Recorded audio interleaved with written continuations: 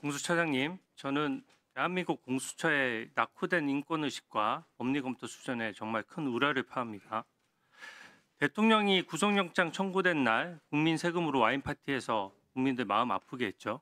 일반 국민들도 수사받을 때 영장 청구된 사람은 무죄 추정도 받고 억울한 사람이 있을 수 있고 또 가족들도 지켜보고 있습니다. 이런 게 말이 된다고 생각하십니까?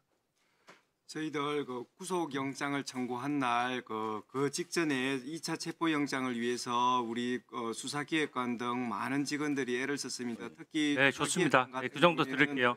버스 밑으로 들어가 이게 아니 애를 썼다고 해서 구속영장 청구한 날 했다는 게 말이 그걸 변명한다는 것 자체가 저는 인권의식의 수준을 보여준다라고 생각하고요.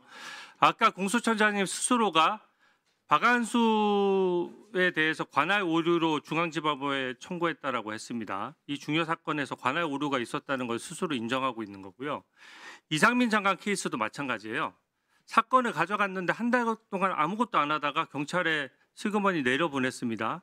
수사권이 없다고 판단했기 때문으로 보여져요. 또 무엇보다 대통령은 직권남용 내란죄 수사권이 없는데 공수처가 끼어들면서 이런 문제들이 야기가 된 것입니다. 아까 공수처장께서는 서부지법에서 체포 구속영장 발부받았기 때문에 정당하다 이렇게 말하는데 저는 전혀 그렇게 생각하지 않습니다. 중앙지법에서 기각이 될까 봐 또 까다롭기 때문에 서부지법으로 가서 발부받아 놓고 저는 거꾸로 말하는 것이라고 생각하거든요. 이게 유명한 판례가 있어요. 지자체장 형사사건에서 압수수색 영장이 합법이라고 해서 이를 토대로 확보했던 USB를 토대로 1심, 2심 다 유죄가 났는데 대법원에서 그 압수영장이 불법으로 판명되면서 증거가 무효가 되고 무죄가 선고된 유명한 판례가 있습니다. 저는 내란죄 수사권은 대법원까지 확실히 문제가 될 것이라고 생각합니다. 특히 서부지법에 청구한 영장이 4년 만에 처음이다. 이건 진짜 문제가 있는 거고요. 영장을 중앙법원에 쭉 청구하다가 갑자기 법원을 바꾸는 것도 법조계 전반에 한번 물어보십시오. 다 이상하게 생각합니다. 그래서 까다로운 중앙을 피해서 서부로 영장 쇼핑한 것 아니냐는 지적이 나오는 겁니다. 제가 아까 처장님 해명하는 거 잘 봤거든요. 한번 정리를 해보겠습니다. 대통령 관련된 압수영장은 피의자가 여러 명이 있는데 이상민 장관의 주거지가 중앙지법 관할에 강남이니까 간신히 걸려서 중앙지법에 청구했다. 이런 거죠. 지금 간단히 답변해 주시죠. 마지막에 이상민 장관이 피의자로 되었기 때문에 관할이 인정돼. 네, 그래서 어쩔 수 없이 했다는 것 같아요.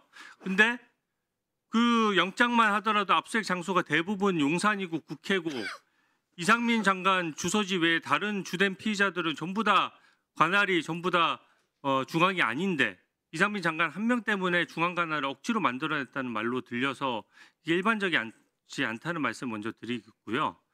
장소 관할이 정말 중요했다 그러면 다수 사람의 주된 주거지나 또 압수수색 장소 중에 좀 다수인 곳에 관할인 서부지법에 처음부터 청구했어야 마땅합니다.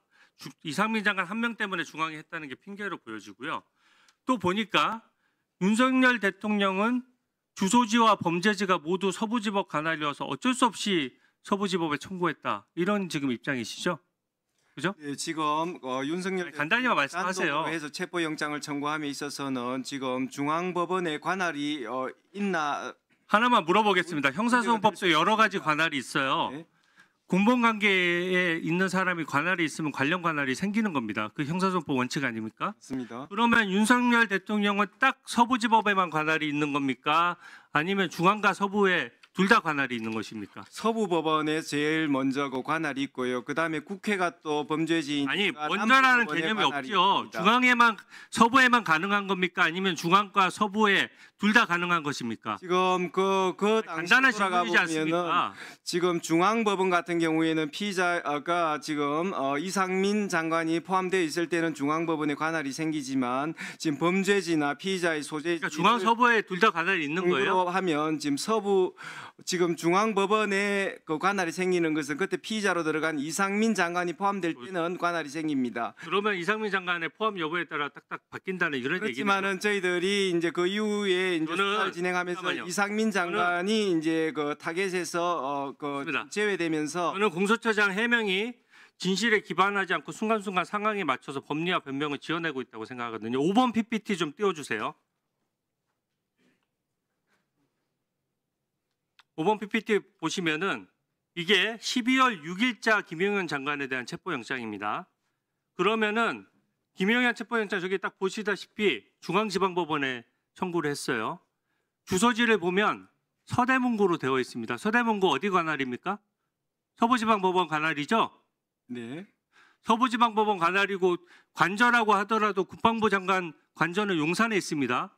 그러면 아까 그 논리대로라고 하면 윤석열 대통령 그 주소지나 범죄지가 서부지법 관할이어서 어쩔 수 없이 청구했다라고 하면 지금 김용현 장관도 똑같은 상황이고 똑같이 주소지가 서부지방법원 관할인데 왜 김용현 전 장관은 12월 6일자로 중앙지방법원에 영장 청구했습니까? 지금 2024년 12월 6일자 그 김용현 피의자에 대한 체포 영장은 지금 압수수색 영장 그 1권에 의해 가지고 한꺼번에 청구된 것입니다.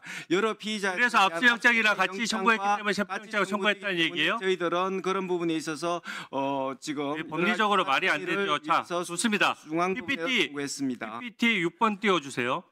김용현 장관만 그런 게 아니에요. 여인양 방첩사령관 영장입니다. 12월 8일자에 청구했어요. 이거는 지금 그때도 이게 지금 중앙지방법원에 청구했는데 주소지 한번 보십시오. 과천시면 안양지청 관할 아닙니까? 예. 그리고 그 관할에 대해서 왜 대통령 영장과 김용현 영장 또 그 여인양 방첩사령관 영장이 다 동일하게 같은 조건이고 같은 인적 관할로 주소지가 다 동일한데 왜 이것에 대해서만 전부 대통령에 대해서만 어느 순간에 서부지방법원으로 도망가다시피 영장 쇼핑했다는 전체적으로 점을 보면 지적하는 겁니다. 2024년 12월 8일 그 여인영 피의자에 대한 그 체포영장 청구는 군사법원으로 가야 되는 것입니다. 그렇지만 12월 8일 저희들 기록 1건에 의해서 여러 피의자들에 대해 압수수색 영장과 함께 청구되다 보니 수사의 편의상 지금 중앙법원으로 청구되었는데 지금 와서 따져보니 그 부분은 중앙군사법원에 청구돼야 되는 것이 맞습니다.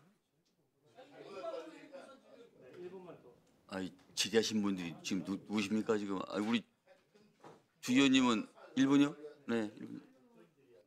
아니 저는 공수처장 말씀이 지금 수사 상례랑 전혀 맞지를 않아요.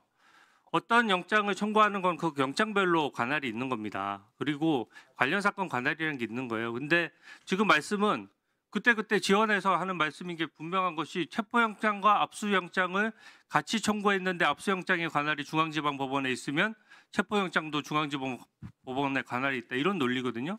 그러면 대통령 체포영장도 만약에 같은 날에 소재지를 파악하기 위해서 통신영장까지 넣었으면 중앙지방법원 관할이 된다. 이런 뜻입니까? 저는 이게 지금 체포영장과 압수영장은 다 각각 별개이고 또 이 김용현 장관이나 여인양 방첩사령관 보셨다시피 주소지를 기준으로 하는 것도 일관되지 않아요. 중앙에 계속 청구해 왔으면은 사건별로 관할이 있기 때문에 중앙에 계속 청구를 하는 겁니다. 어느 시점에 서부로 옮겼는지 누가 그런 건의를 했는지 밝혀주세요.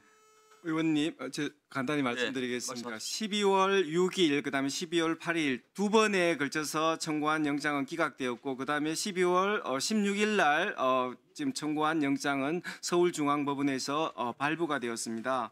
처음 지금 압수수색 영장을 청구하면서는 여러 피의자들이 관련되어 있기 때문에 저희들이 서울중앙지방법원에 관할이 있다고 보고 청구했습니다.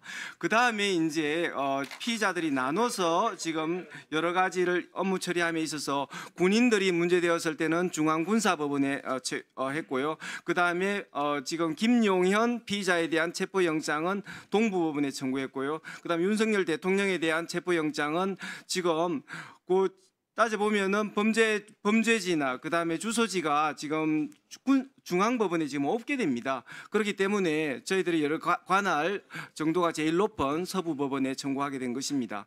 여러 가지 저희들이 처음에 의원님께서 정확하게 지적하셨듯이 서울중앙법원에는 정부의 군인도 들어가 있고 또 다소 좀 명확하지 않은 측면이 있지만은 그 뒤에 수사가 진행되면서 관할을 정확하게 정리해서 중앙군사법원에 갈 것은 중앙군사법원으로, 그 다음에 서부법원, 동부법원 이렇게 나누어서 뒤로 갈수록 그 관할에 있어서 저희들이 적법 절차를 더 지켰다는 그런 말씀을 드립니다. 네, 수고하셨습니다.